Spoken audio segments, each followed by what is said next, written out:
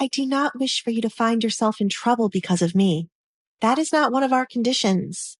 Alessandra touched his hand to stop him from taking the sword with him. Your father stood there while some man treated you like an animal, and you wish for him not to be harmed? I would not be locked up for killing a baron. I have my ways, said Edgar. Thanks to your last name and connection to the crown, you won't be locked up, but the entire town will talk about you and call you a tyrant. I do not want that to happen. I am not saying I do not want him to die. I want you to do it quietly, and there is no one to see it happening. Alessandra caught sight of Katrina standing by the front door and James returning. Katrina would cry a river about her husband's innocence and never allow anyone to forget this moment. There was also the issue with their engagement. Although Alessandra accepted Edgar's proposal, her father was now claiming she was going to marry someone else. With there being no announcement nor ring on her finger, her father could send her anywhere he liked. There was no law to stop him. Edgar was certain Alessandra had not heard all the rumors surrounding him. He was already labeled a tyrant, and killing a baron wouldn't make his reputation worse or better.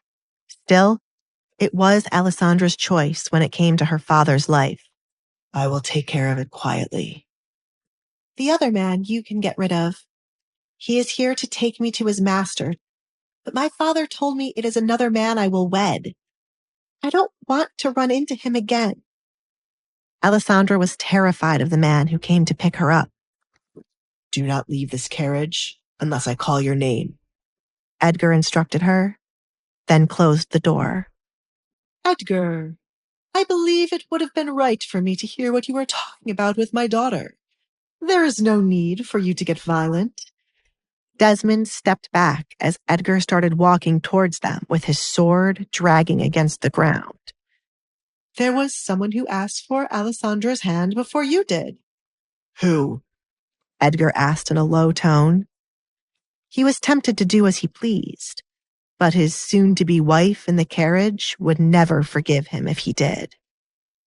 Edgar was trying to follow the lengthy lecture Alfred gave him.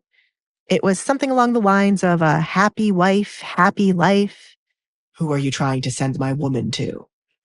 Didn't I make it quite clear the last time I was here? If a single strand of her hair was out of place, I would kill you. Silly me. Edgar raised his sword to tap it against his head. Faint red lines formed where the sword grazed his skin. My memories must be messed up. Careful, Edgar, Desmond gulped. What sort of madman would tap their head with a sword?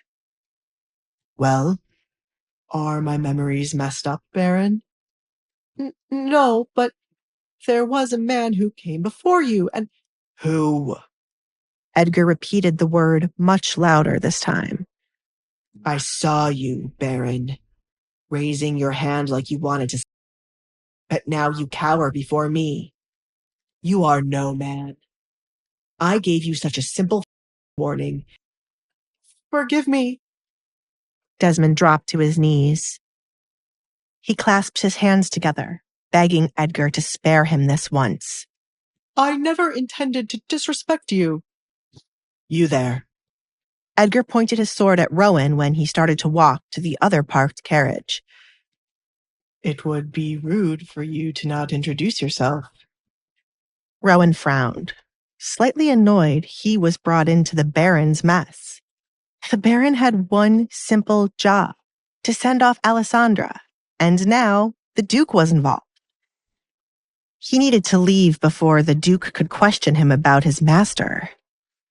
Allow me to introduce myself, Duke Collins. There seems to be a misunderstanding. Rowan walked up to Edgar with one hand out for the Duke to shake and another behind his back, hiding his dagger. Desmond covered his mouth, tears falling from his eyes as he watched Rowan's fall to the ground. He could not pinpoint when Edgar had swung his sword to execute Rowan. The only evidence was Rowan's severed and the rest of his body falling to the ground, staining it with blood. Hey, I'm Alessandra. If you're wondering what happens next, download the Pocket FM app now and listen to the exciting episodes of The Duke's Masked Bride.